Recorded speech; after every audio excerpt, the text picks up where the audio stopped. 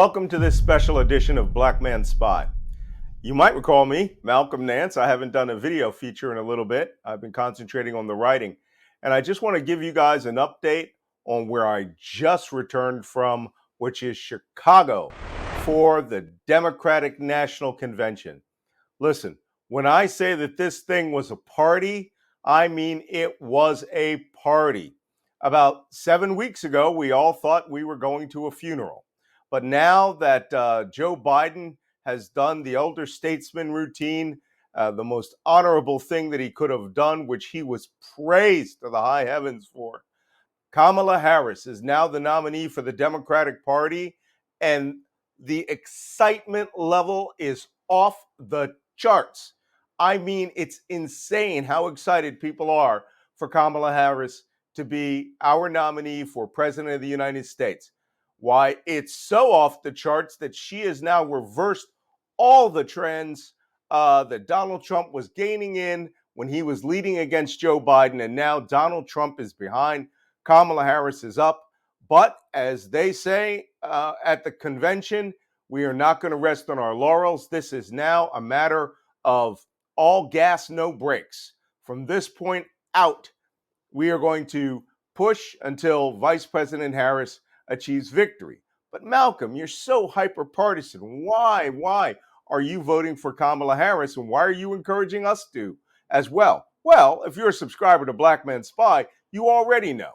I wrote 4 books about Donald Trump and his being influenced by the Russians, and how his, well, I don't even know if you can use the word foreign policy, his policy of essentially being praised and praising every autocrat on the planet does not align with the traditional American values.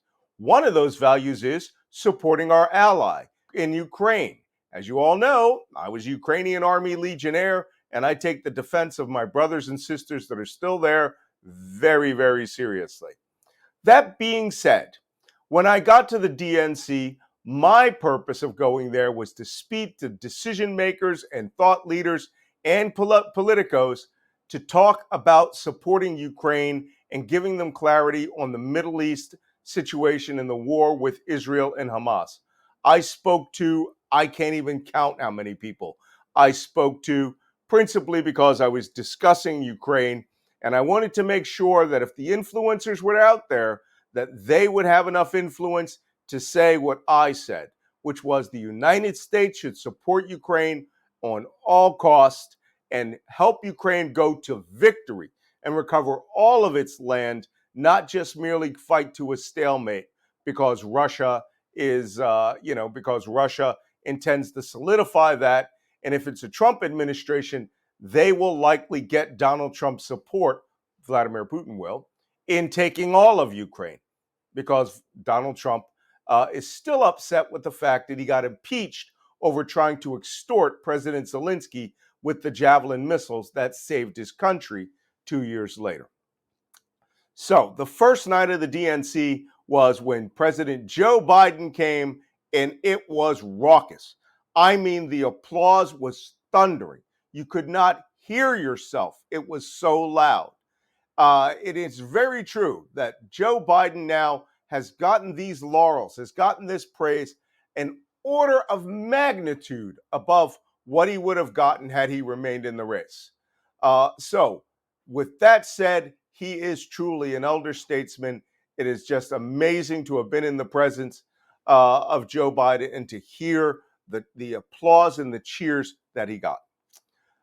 The second day, I went to a veterans forum hosted by Vote Vets, which was very enlightening. There I saw Senator Tammy Duckworth, whom, if some of you remember, I was on Real Time with Bill Maher a few years ago when I was asked who should Joe Biden pick as vice president. Right off the top of my head, I said Tammy Duckworth. And then I said, well, she's not interested in the job. I know I've spoken to her. And my next statement was Kamala Harris. Tammy Duckworth is still in the job as a United States Senator, a brilliant veteran, just amazing to listen to. But even more amazing was Mayor, because they couldn't call him secretary at this event, Pete Buttigieg, who, as you know, is a Navy veteran, served in Afghanistan, was absolutely an amazing speaker. And one of the things that I really appreciated from hearing from Pete Buttigieg was him saying, the other side are selling darkness. We are selling hope and joy, and we are happy warriors. And that was just a perfect juxtaposition. It's almost like, for those of you who know Lord of the Rings, it's like someone at Sauron is running for president of the United States versus, Gandalf the White or Aragorn. So that being said, now that I have just nerded out for a second there, Mayor Pete was absolutely right about that. The other side is selling darkness and we are not.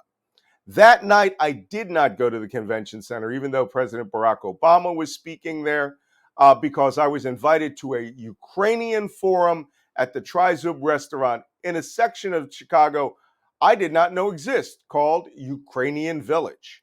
It was a great event. I was invited to speak about the International Legion and how the International Legion supports Ukraine and why I fought in Ukraine. And it was just absolutely wonderful.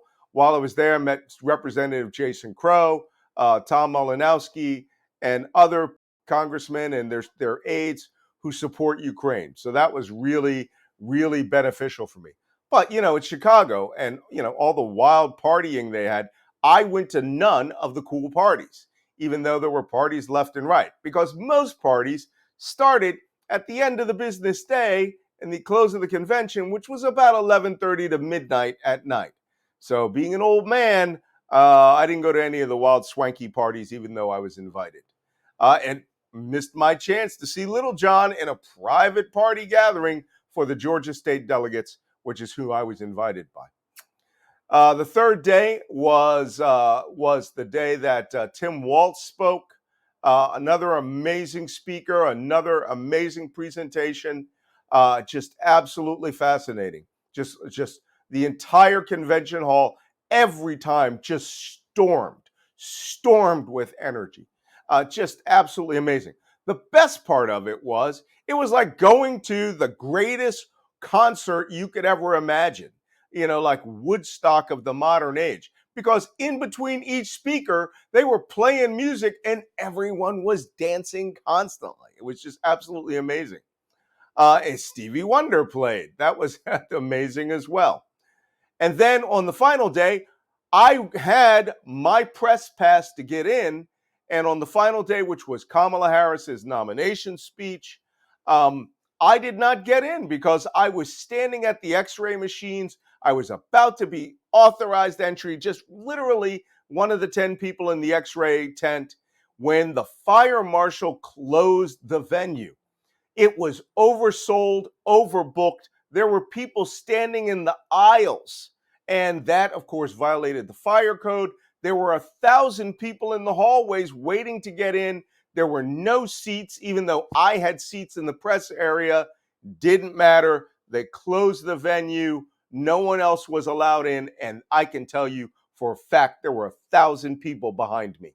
No joke. An hour and a half's waiting behind me. It went 4 blocks. The Secret Service lined up, told everyone this checkpoint's being closed.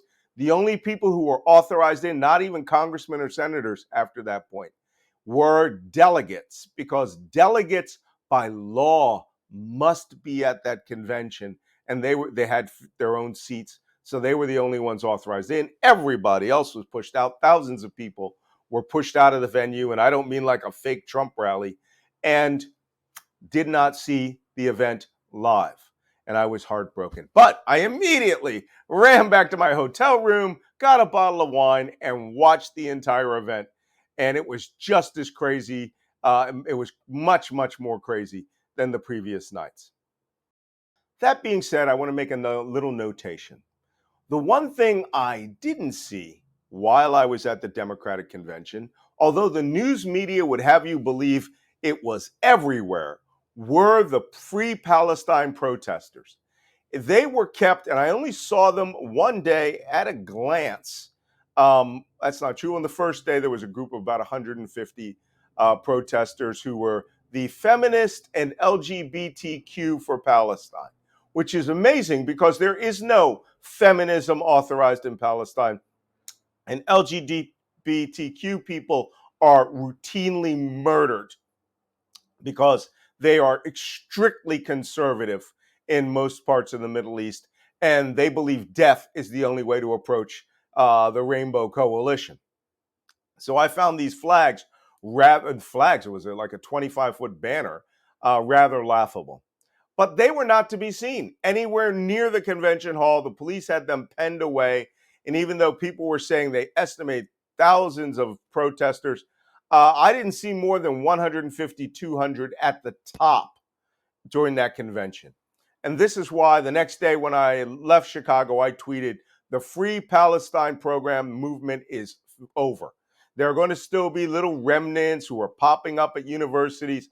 But as far as a large protest movement, they claimed they were going to bring out 40 to 100,000 protesters and completely disrupt the convention.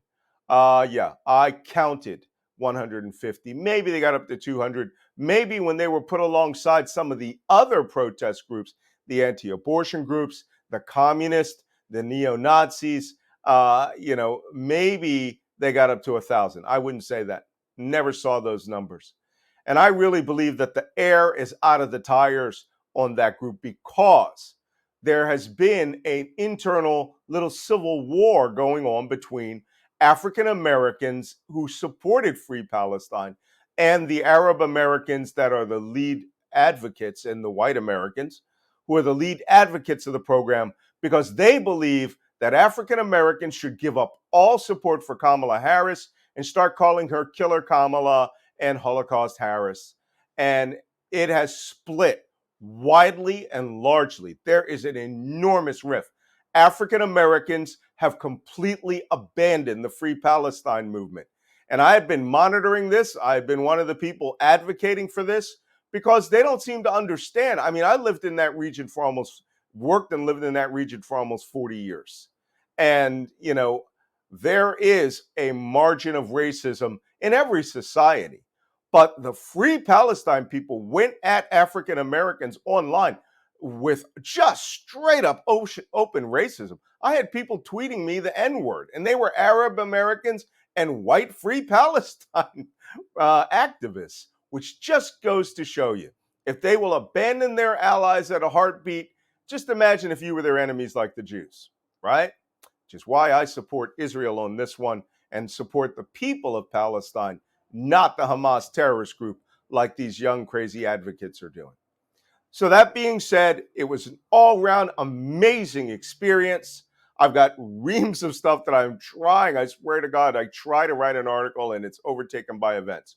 Is today Israel freed a hostage that was found in a tunnel?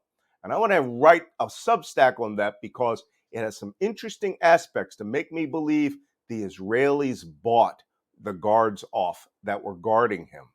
And, the money that's used in Gaza is the Israeli shekel. It is not the Egyptian guinea, the Egyptian pound, or the Jordanian dollar. It is the Israeli shekel. So if you're going to make someone rich, you're going to have to make them rich in shekels. As a matter of fact, they found millions and millions of US dollars equivalent of Israeli shekels in the tunnels of Hamas. And in poverty, that's the only way you're going to get those guys out of there. Get people to give you the intelligence as if you're paying in shekels. Whew. Oh, the Israeli-Iran war has not yet manifested itself. But we have the Israeli-Hezbollah war starting. So much is going on geopolitically. But now Kamala Harris is the Democratic nominee for President of the United States. She is on track to defeating Donald Trump. And if she does, democracy is saved. But none of that's going to happen unless you who is watching this video, gets out there and works tirelessly until November 5th to take people 5 at a time in your car, give them a pizza party afterwards, register young kids to vote, do early voting as early as possible, do mail-in ballots if your state has it, because it's a physical ballot that can't be thrown out. Make sure all your P's and Q's are done. You've dotted your I's and crossed your T's. The Republicans are looking for every reason to throw your vote away. This time we can't win by 81 million votes. We have to win by 90 million and take States like Georgia, which has now turned purple, it is not red anymore. It's leaning Democrat. So we need to get out there and fight. So thanks for watching this episode of BlackMan Spy. Be sure to subscribe to me on Nance at Substack.com to get my long format writing. Also, that's where all my best thoughts are. And we're going to start some chats here soon. I just learned how to do that with Q&As. Amazing. You think I would have known that a year ago. But and to go to Instagram and other formats, you can find me on Facebook and follow the YouTube channel and subscribe so that you can get all the new BlackMan Spies for this season. So thanks for watching. I'll see you on the other side.